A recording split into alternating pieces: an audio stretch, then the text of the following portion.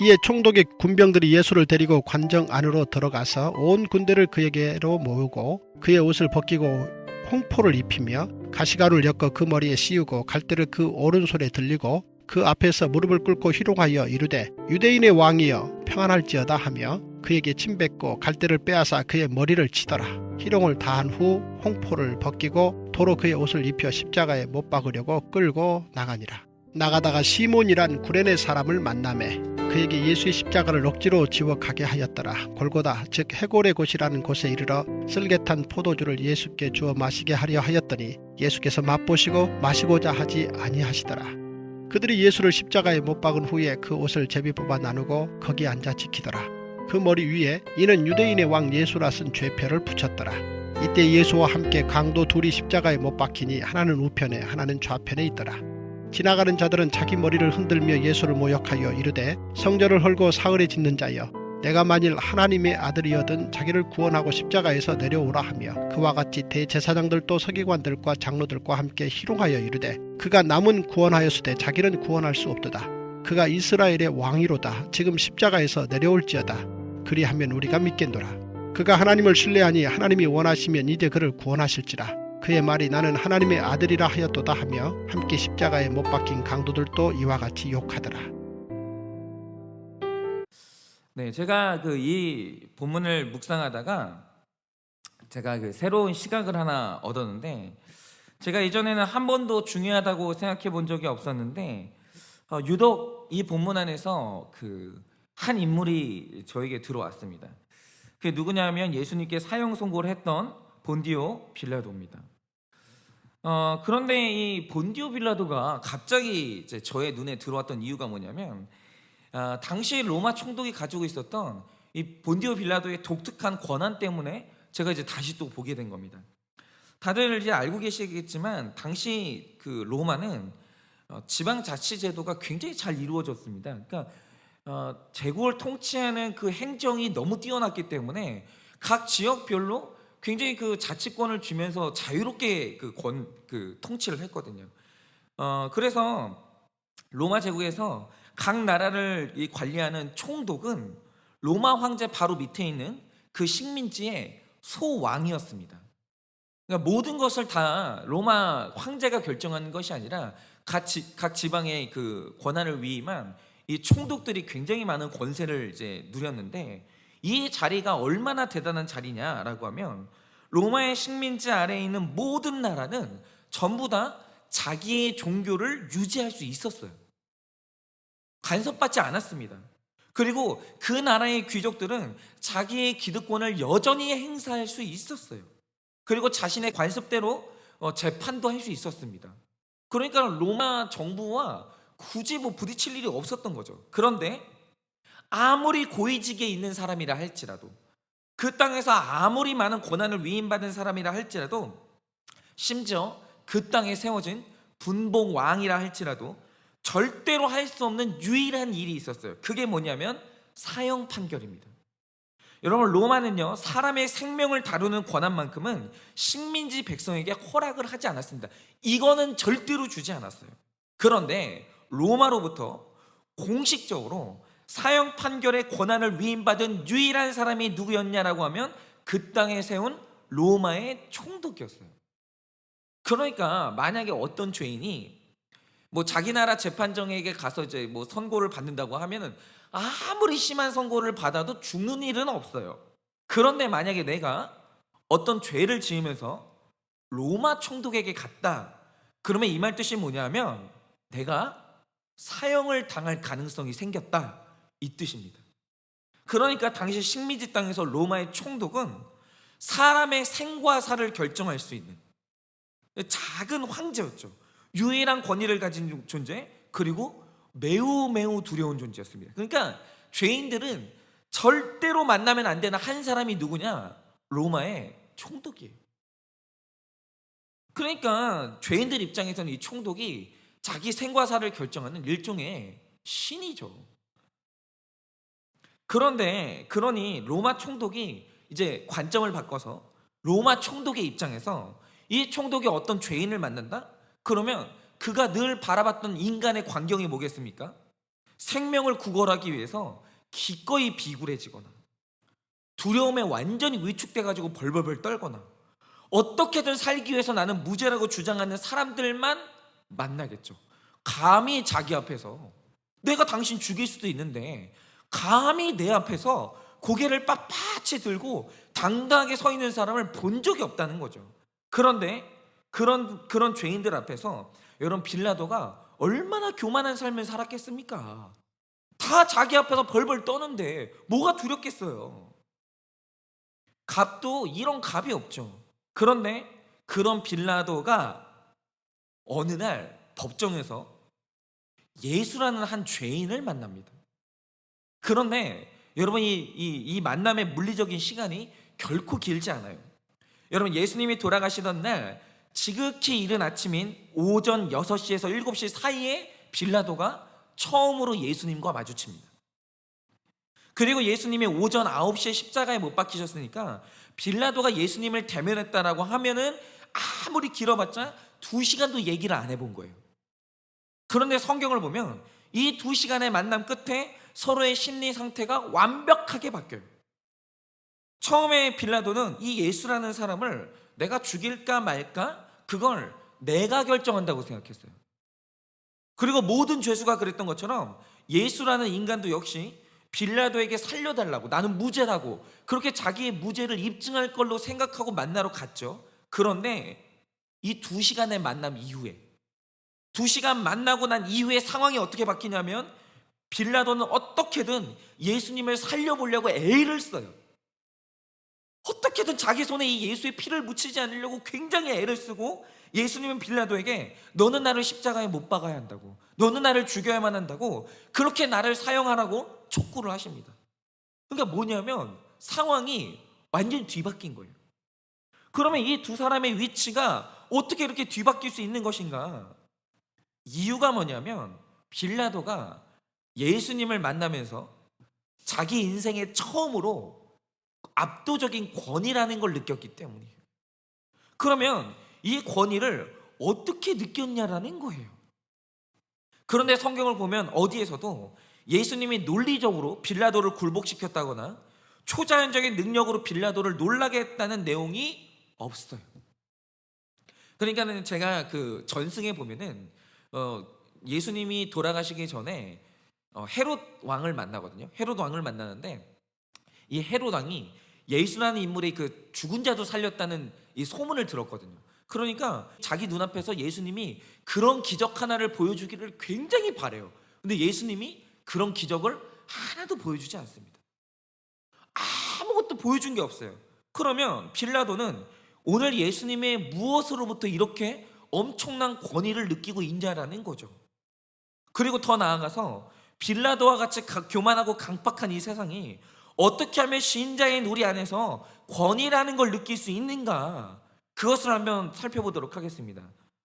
첫째로 수치와 조롱을 잘 받는 그리스도인에게 빌라도 같은 세상은 권위를 느낍니다. 27절에서 31절입니다.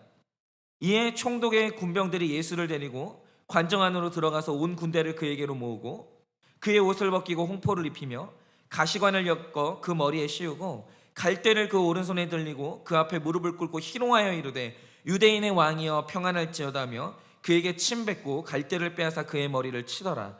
희롱을 당한 후 홍포를 벗기고 도로 그의 옷을 입혀 십자가에 못 박으려고 끌고 나가니라. 제가 예전에 브르네 브라운이라는 여성 심리학자의 글을 읽은 적이 있습니다. 그런데 이분의 그 연구 주제가 되게 특이해요. 그게 뭐냐면 사람의 심리 중에서 약점과 수치라는 이 감정이 어떤 역할을 하는지 그걸 연구하는 분이 브르네 브라운이에요. 근데 이분이 이제 믿는 분은 아니고 일반 학자인데 제가 이제 주제가 너무 흥미로워가지고 책을 읽어본 거죠. 그런데 그 안에서 제가 대단히 중요한 통찰 하나 발견한 거예요. 그게 뭐냐면 이분이 사람들에게 설문조사를 한 거예요. 설문조사를 했는데 만약에 어떤 사람이 당신 앞에서 자기의 수치스러운 경험 있죠, 자기의 약점, 그거를 숨김없이 말한다고 하죠. 그러면 당신은 그 사람에게 뭘 느끼겠는가? 이런 질문을 했어요. 그런데 거의 대부분의 사람이 뭐라고 응답했는지 아십니까? 바로 그 사람에게서 자신감 그리고 심리적인 건강함이었어요. 그러니까 대부분의 사람은 어떻게든 자기 약점을 가리고 자기 수치스러운 경험을 숨기려고 굉장히 애를 씁니다. 그런데 사람들은 그러면 그 사람이 자기 수치를 숨기고 자기 약점을 가리기 위해서 거짓말을 하고 과장을 한다는 사실을 모를까요? 알아요. 여러분, 언제나요 약점을 숨기고 수치를 가리려고 하는 사람은요 뭐든지 자기 자랑, 자기 의에 대한 이 자랑이 과도해요. 언제나 자기를 숨기려고 거짓말을 하는 사람은요 그 거짓말이 티가 나게 되어 있어요. 그래서 나만 모르지 대부분의 사람은요 내가 뭔가 숨기는 게 있다, 내가 뭔가 거짓말을 하고 있다, 내가 뭔가 과장을 하고 있다, 다 압니다. 다 알아요. 아는데 모르는 척 해줄 뿐이에요. 여러분, 이게 드러나면 사람들이 나를 우습게 볼 것 같고 심각한 불이익을 당할 것 같은 두려움 때문에 여러분 이들은 언제나 거짓말을 하는 거예요. 여러분, 두려움 때문에 거짓말을 하는데 그 티가 안 나겠습니까? 자연스럽지가 않잖아요. 다 티가 납니다. 그런데 우리 생각과는 정반대로 누군가 자기의 약점을 담당하게 드러내고 수치스러운 경험을 입으로 표현할 때 듣는 상대방은 이유를 알 수 없는 자신감과 건강함을 느낀다라는 거예요. 그 진실함의 힘, 당당함의 힘, 그거를 느낀다는 거예요. 여러분, 혹시 이 테드라는 비영리 단체의 강의를 아십니까? 그러니까 전 세계에서 가장 큰 성과를 이룬 사람들이나 아주 유명한 학자들이 한 15분 정도를 할애받아서 강의를 하는 영상이에요. 그런데 이 강의가 얼마나 유명하냐면, 저도 이제 자주 듣는데 이 강의가 얼마나 유명하냐면 전 세계에서 약 400만 명의 사람이 이 강의를 들어요. 엄청난 영향력이죠. 그러면 사람들이 그런 대단한 사람들의 강의 중에 어떤 부분에서 가장 열광하는 줄 아십니까? 그것도 조사를 한 거예요. 도대체 사람들이 이 테드라는 강의를 400만 명이 왜 들을까? 이유가 뭘까? 그런데 신기한 게 뭐냐면, 그 사람이 이제 알아낸 게 뭐냐면 이 테드 이 강연의 내용의 거의 대부분이 실패담이에요. 그러니까 유명한 사람들이 나와요. 유명한 사람들이 나와가지고 하는 강의가 뭐냐면 내가 어떻게 실패했는가, 내가 어떤 실패를 했는가, 내가 어떤 수치를 당했는가, 그거를 강의하는 거예요. 그러니까 테드 강단에 세워지는 거의 대부분의 명사들은 자기가 어떤 수치스러운 실패를 했는지 숨기지 않아요. 다 오픈하는 거예요. 전부 다 드러내는 거예요. 그런데 이상한 게 뭐냐면 사람들은 그런 그들의 태도에서 위로를 느끼고 권위를 느끼고 건강함을 느낀다는 거예요. 와, 저 사람 건강하다, 저 사람 당당하다, 이걸 느낀다는 거예요. 왜 그러냐면 사람이 내 수치를 오픈했다는 뜻이 뭐냐면 그 사람이 이미 그 문제를 해석하고 극복했다는 뜻이거든요. 언제나 여러분, 사람이 왜 자기 수치를 오픈하지 못하냐면 그 수치가 해석되지도 않았고 정복되지도 않은 거예요. 그 수치 건드리면 여전히 아픈 거예요. 그 수치를 딱 건드리잖아요, 여전히 자존심 상하는 거예요. 그 사람은요 여전히 약한 거예요. 그러나 자기의 수치를 오픈했다라고 할 때 그 뜻이 뭐냐면 이미 그 약점은 그 사람에게 더 이상 약점이 아니라는 뜻이에요. 다 감정적으로나 지적으로나 다 극복이 됐다는 뜻입니다. 그래서 이 브루네 브라운이 내린 결론이 뭐냐면 어떤 사람이 얼마나 용기 있는지 그리고 얼마나 건강한 사람인지를 측정하는 정확한 방법이 뭐냐라고 하면 정확한 측정 방법이 있죠. 그게 뭐냐? 한 사람이 자기의 수치를 어디까지 드러내든지 오픈하는 딱 그만큼이 그 사람의 용기고 그 사람의 건강함이라는 거예요. 여러분, 이 세상 사람이 가장 두려워하는 사람이 누구냐면 그건 자기 약점을 완벽히 가린 사람이 아니고 약점과 수치의 두려움에서 완벽하게 자유한 사람이에요. 어떤 것도 숨기지 않는 사람, 그 무엇도 말할 수 있는 사람, 그 사람을 세상 사람들은 가장 두려워하고 그 사람을 세상 사람은 가장 건강하다고 느낀다는 겁니다. 그런데 빌라도가 예수님 앞에서 오늘 그걸 본 거예요. 여러분, 사실 빌라도가 처음 예수님을 만났을 때 이 재판 자체를 굉장히 귀찮아했어요. 그래서 이 재판 빨리 판결하려고 예수님이 고발당한 여러 가지 혐의가 있었지만 정말 결정적인 죄목 딱 하나만 물어봤어요. 그게 뭐냐면 넌 유대인의 왕이냐? 이걸 물어봤어요. 다른 거 아무것도 안 물어봤습니다. 그러니까 이거 하나만 입증하면 빨리빨리 판결해가지고 죽일 수 있기 때문에 그냥 만나기가 싫었어요. 그래서 이걸 물었는데, 이 질문은 유대인에게는 네가 메시아냐는 질문이고 로마에게는 네가 반란을 꿈꾸냐는 질문이기 때문에 분명히 평범한 죄인이면 저는 절대로 그런 말을 한 적이 없다고, 저는 모함을 당했다고, 너무너무 억울하다고 그렇게 변명하는 광경을 봐야 돼요. 그래야 혹시라도 살 소망이 생기잖아요. 언제나 빌라도가 만났던 인간들은 다 이런 인간들이에요. 아니라는 거예요. 나는 억울하다는 거예요. 나는 그런 적이 없다라는 거예요. 늘 그런 사람만 만났어요. 그걸 빌라도도 알고 예수라는 죄수도 알아요. 그런데 오늘 빌라도가 질문을 던졌죠. 너는 유대인의 왕이냐? 그런데 이 말씀 앞에서 예수님이 하신 유일한 대답이 이거였어요. 네 말이 옳다. 끝. 더 이상 아무 말도 안 해요. 여러분 성경을 보십시오. 빌라도가 어떤 대답이라도 끌어내려고 예수님을 살려야 되겠다는 생각이 들었던 순간 어떻게든 이 사람의 혐의를 벗겨보려고 여러 가지 질문을 던지는데 예수님이 이 말 이후에는 대답을 안 해요. 네 말이 옳다. 끝. 여러분 예수님은 이 대답을 하면 죽어요. 그런데 이 예수는 자기가 죽는 대답을 하고는 그 다음부터 어떤 변명도 안 하는 거예요. 그래, 나는 죄인이 맞다. 그래, 나는 죽어야만 한다. 이 이상 시인하고서는 아무 변명도 안 하는 거예요. 그런데 빌라도는 살면서 이런 광경을 처음 본 거예요. 이게 너무 신기한 거예요. 여러분, 이 빌라도가 만났던 모든 인간은 다 죽음을 두려워했어요. 그래서 그가 무죄를 주장하든 절망감에 포기를 하든 모든 반응은 죽음을 두려워하는 그 반응을 봤어요. 그런데 이 예수는 자기를 죽이는 대답을 자기가 해놓고 성경을 보면 너무 평안한 거예요. 사람들이 자기를 무시할 만한 대답을 자기가 해놓고, 어떻게 보면 사람들이 자기에 대해서 흉을 볼 수 있을 만한 대답을 해놓고 자기 수치와 죄패를 드러내놓고 전혀 미동도 없는 거예요. 죽일 테면 죽여봐. 그래, 네가 나를 무시하려면 무시해.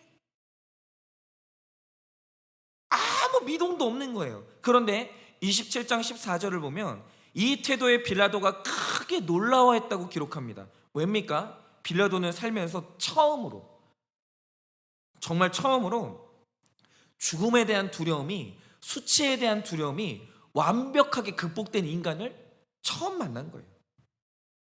여러분, 우리는 예수님을 만나면서 느끼는 이 빌라도의 감정을 알 수가 없어요. 왜냐하면 나와 죽음이, 나와 수치가 아무 상관이 없다는 이 평안한 태도는 역사 속에 들어왔던 존재 중에 예수님만 가졌던 태도거든요.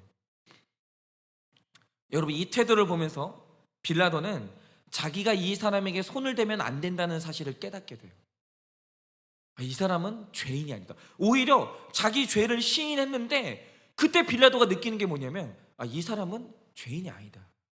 내가 이 사람에게 손을 대면 안 된다라는 걸 깨닫게 돼요. 그래서 어떻게든 살려보려고 오늘 본문에 기록된 것처럼 심하게 때리고 옷을 벗기고 침을 뱉고 희롱한 상태에서 이 불쌍한 모습을 대중에게 보여주면 혹시 대중이 십자가의 요구를 철회하지 않을까 해서 예수님에게 너의 불쌍함을 어필 안 하고 강한 수치심을 주고 그 모습을 대중에게 노출을 시킵니다. 그런데 놀라운 게 뭐냐면 그렇게 수치를 주고 죽을 만큼 때렸는데 이 수치심과 이 고통에서 예수님이 여전히 자유한 거예요. 도대체가 어떤 수치심을 줘도, 어떻게 핍박을 해도 사람이 무너지질 않는 거예요. 그냥 다 받아내는 거예요. 내가 그런 사람이 맞다는 거예요. 그러자 같은 내용을 기록한 요한복음 19장 8절 9절을 보면 이 모습을 본 빌라도가 더욱 두려워했다고 기록합니다. 더 두려워지는 거예요. 이제는 빌라도의 감정이 예수를 향한 놀라움에서 두려움으로 변하고 있는 거예요. 그러자 빌라도가 이 신비한 모습에 마침내는 이런 질문을 하게 됩니다. 그게 뭐냐면, 도대체 너는 어디로부터냐? 도대체 너는 어디로부터냐? 이 말을 다시 하면 어떻게 이게 가능하냐? 너 도대체 정체가 뭐냐? 이 뜻이에요. 오늘 빌라도는 예수님의 권위에 완전히 굴복해서 두려움까지 느끼는 거예요. 그러니까 서로 위치가 뒤바뀌어 버린 거죠. 그런데 이 빌라도도 두려움에 떨게 만드는 예수님의 권위가 어디에서 오는 겁니까? 성도의 가장 큰 권세는 믿음과 인내인데, 성도의 믿음과 인내가 어디에서 빛이 나느냐? 로마의 빌라도와 같이 권세를 부리는 남편, 권세를 부리는 직장 상사, 권세를 부리는 자녀 앞에서 수치와 조롱을 잘 당하는 거예요. 그런데 이상한 건 믿음과 인내로 수치를 잘 당하면 오히려 우리를 결박했던 로마, 오히려 우리를 심판하고 있는 그 빌라도가 반대로 결박을 당하고 중심을 잡는 그 한 사람이 바로 그 로마를 정복한다라는 것입니다. 제가 그 전에 이제 교회에서 제 그 세미나, 목회자들을 대상으로 이제 하는 세미나가 있었기 때문에 그 세미나를 제가 이제 참석을 한 적이 있었거든요. 그래서 이제 자주 이제 봤었는데, 그때 이제 그 세미나의 분위기를 제가 이제 설명을 드리자면, 이게 저뿐만이 아니라 참석했던 모든 목회자분들이 그 세미나에서 굉장히 이제 충격을 느낍니다. 이게 왜 충격이냐면, 교회 건물이나 빈틈없는 행정이나 혹은 뭐 기발한 프로그램, 이런 것 때문에 와, 이 교회 막 엄청 크다, 대단하다, 이런 것 때문에 충격을 느끼는 게 아니에요. 왜냐하면 그 세미나에는 그런 게 소개가 안 되거든요. 그런데 그 제가 전에 섬겼던 그 교회의 세미나의 내용은 딱 두 가지였어요. 그게 뭐냐면 말씀하고 간증, 말씀하고 간증, 이것만 계속 돌아가요. 그런데 이제 뭐에 놀라냐면, 거기에 참석한 목사님들부터 각 교회 평신도 지도자들이 그 세미나를 진행하고 있는 뭐 그 교회 목사님부터 평신도 지도자들이 말씀이 없는 사람이 아무도 없어요. 수준이 너무 높아요. 그러니까 말씀을 모르는 사람이 없는 거예요. 다 자기를 살린 사람이 있는 게 아니라 자기를 살린 말씀 한 구절들이 다 있어요. 그게 놀라운 겁니다. 그런데 그거보다 더 놀라운 건 뭐냐면, 거기 나와가지고 올라오는 모든 사람들마다 다 간증을 해요. 간증이 없는 사람이 없어요. 전부 다 간증을 해요. 그런데 간증하는 사람들의 그 간증의 내용이 뭐냐? 말하는 자기만 아니라 듣는 청중까지 수치스러운 간증을 해요. 뭐 자기가 뭐 돈을 날렸다, 뭐 아내를 때렸다, 내가 뭐 이렇게 무슨 뭐 성적인 죄를 저질렀다, 뭐 엄청 수치스러운 간증을 하는데 그 간증의 태도가 너무 놀라운 거예요. 그게 뭐냐면 무슨 무용담을 늘어놓듯이 뭐 당당한 것도 아니고, 그렇다고 죄책감 때문에 위축된 것도 아니고, 그냥 그분들의 간증하는 태도를 보면 느껴지는 게 뭐냐면, 일단 정직하다. 저 사람들이 자기 인생에서 수치에 대해서 숨기는 게 없다. 그거랑 저분들이 자기가 느끼는 수치와 죄책감에서 완전히 처리되고 자유해졌구나, 진짜 회개를 하고 용서를 받았구나, 이게 느껴져요. 이게 느껴지니까 이 평신도들의 간증을 듣고 그 세미나에 참석하시는 목사님과 사모님들이 치유를 받고 너무너무나 도전을 받는 거예요. 그러니까 그 죄와 고난이 말씀으로 완전히 회개가 되고 해석된 사람만 가지는 얼굴이 있거든요. 어두운 게 없어요. 그러니까 숨겨진 죄가 있는 사람은 과도하게 밝은 척해요. 숨겨진 죄가 있는 사람은 과도하게 거룩한 척해요. 숨겨진 죄가 있는 사람은 반면에 또 어두워요. 그런데 죄와 고난이 말씀으로 완전히 회개되고 해석된 사람만 보여주는 얼굴이 있어요. 과장할 것도 없고 숨길 것도 없고 어두울 것도 없고 그냥 밝은 얼굴이 있거든요. 그게 바로 천사의 얼굴인데, 그 얼굴을 보고 모든 세미나에 참석한 사람들이 어떻게 저게 가능하지? 어떻게 저런 걸 오픈할 수 있지? 어떻게 저렇게 당당하고 자유할 수 있지? 이 질문을 계속 던지는 거예요. 여러분, 그런데 이 수치심이라는 이 비밀이 아직도 남아있고 수치심이라는 감정이 해결되지 않은 사람들의 특징이 뭔지 아십니까? 세요. 정말 강해요. 여러분, 수치심이 있는 사람은 강하게 의로운 척을 하거나 과도하게 밝은 척을 하거나 나를 건드리면 그 순간 분노하고 투쟁해요. 그냥 넘어가는 법이 없어요. 무난하지가 않아요. 여튼 모든 이 센 것들, 강한 것들은, 강함은 죄와 수치심이 해결되지 않는 데서 오는 방어 기제예요. 그런데 제가 한 번은 지난 교회에 이제 남자 평신도 지도자들과 이 수련회를 간 적이 있었거든요. 그런데 보통 사회에서 중년 남자들이라고 하면 굉장히 권위적이고 지켜야 될 체면이 있어서 같이 있으면 되게 불편해요. 왜요? 말실수 하나라도 잘못하면 안 되거든요. 그러니까 건드리면 안 되는 게 너무 많은 거예요. 그런데 큐티하는 남자들과 1박을 했죠. 자기 죄 고백을 날마다 하고 간증을 하는 사람들과 제가 1박을 한 거죠. 그런데 그러면서 굉장히 강하게 느낀 게 있었어요. 그게 뭐냐면 너무너무 편안한 거예요. 무슨 말을 해도 상처를 안 받는 거예요. 그러니까 이런 거죠.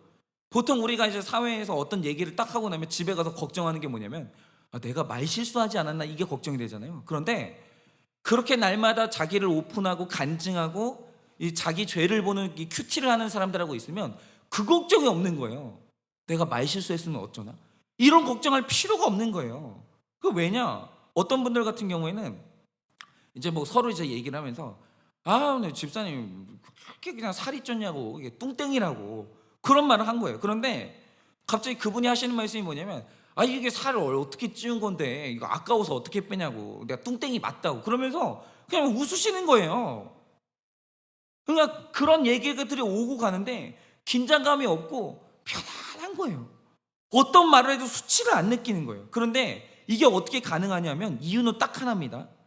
자기의 모든 수치가 해결되고 자기 죄의 문제가 처리됐기 때문에 수치와 조롱을 잘 받는 거예요. 그런데 그렇게 편한 사람일수록 영적인 사람이고, 그 어느 교회 평신도보다 평신도보다 이 처방에 권위가 있는 거예요. 그런 사람들이 또 이상하게 사람들이 만만하게 보는 게 아니라 어떻게 저럴 수 있지?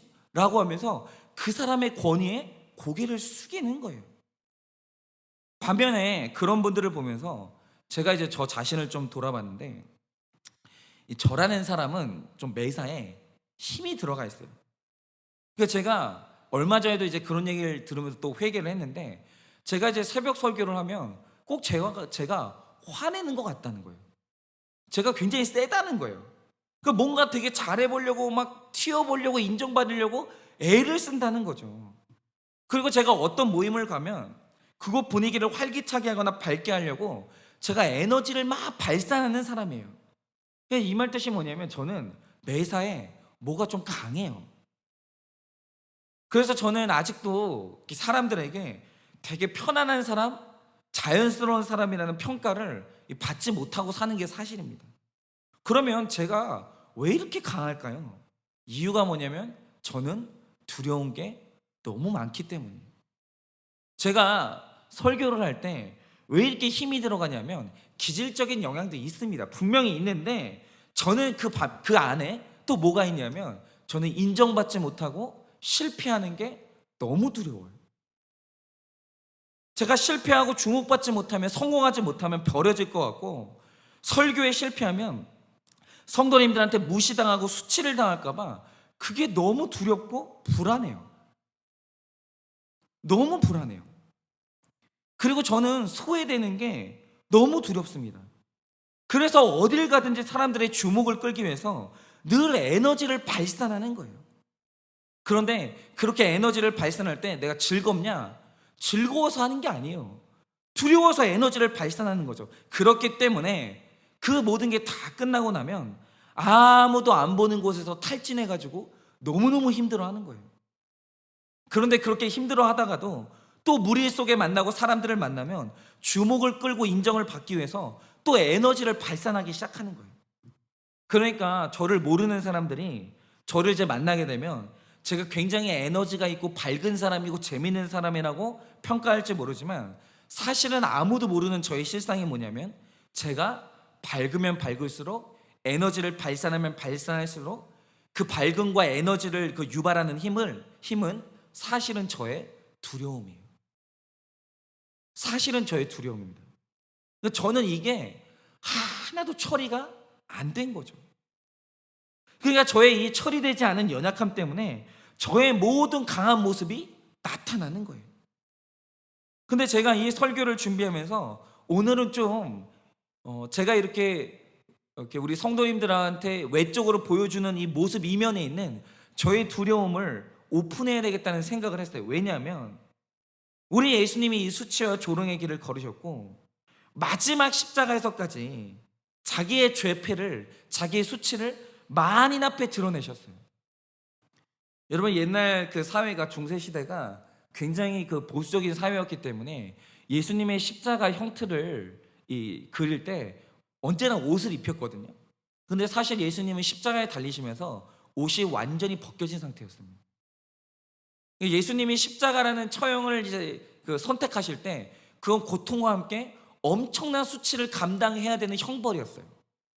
그런데 그 위로 기꺼이 올라가셨다라는 거죠. 그런데 그 수치와 조롱 가운데 완전히 죽었어요. 그 위에서 자기의 수치와 상처가 완전히 죽으니까 그 죽자마자 예수님이 그 십자가 위에서 부활하셨다라는 겁니다. 그래서 제가 하나 확신하는 게 뭐냐면, 제가 오늘 저의 마음 가운데 숨겨진 이 두려움을 오픈하고 그리고 드러내는 딱 그만큼 저는 그 두려움에서 자유해졌고 건강해졌고, 그 문제에서 오늘 이 문제가 그만큼 또 해결이 됐다라는 것입니다. 그리고 이 길이 우리 그리스도인들이 세상에서 권세를 얻는 유일한 길이에요. 여러분, 바라는 것은 우리 모두가 다 수치와 조롱을 말씀으로 처리받기를 원합니다. 여러분들은 어떤 숨겨진 사연이 아직도 있으십니까? 여러분들은 어떤 부분을 건드리면 또 혈기가 터지고 또 여러분의 수치심을 강하게 느끼십니까? 여러분은 어떤 부분을 드러내면 여러분들은 그렇게도 못 참아 하십니까? 여러분, 이제는 십자가를 믿는 사람들, 부활을 믿는 사람들은요, 그거를 다 사람들 앞에 만천하에 드러내고 오픈할 수 있어야 돼요. 그것들이 내 삶 가운데서 더 이상 그것들이 나를 공격하고 조정하지 못하도록 그것들을 회개하고 처리할 수 있어야 됩니다. 그래서 그런 우리의 건강한 모습 가운데 세상이 그리스도의 신비를 보게 되고 그 사람의 권위와 건강함을 느끼게 된다는 겁니다. 그래서 우리 모두가 다 십자가 위에서 나의 모든 수치와 상처가 다 처리를 받아서 우리의 모든 건강한 이 모습과 권위를 통해 믿지 않는 이웃을 구원으로 인도하는 여러분 되시기를 예수님의 이름으로 축원을 드립니다. 적용 질문 드립니다. 어떤 수치스러운 사연을 숨기고 계십니까? 말씀을 통해 내 사연을 해석 받으십니까? 내 죄패를 드러내고 계십니까? 이 시간에 우리 다 같이 찬양해 보겠습니다.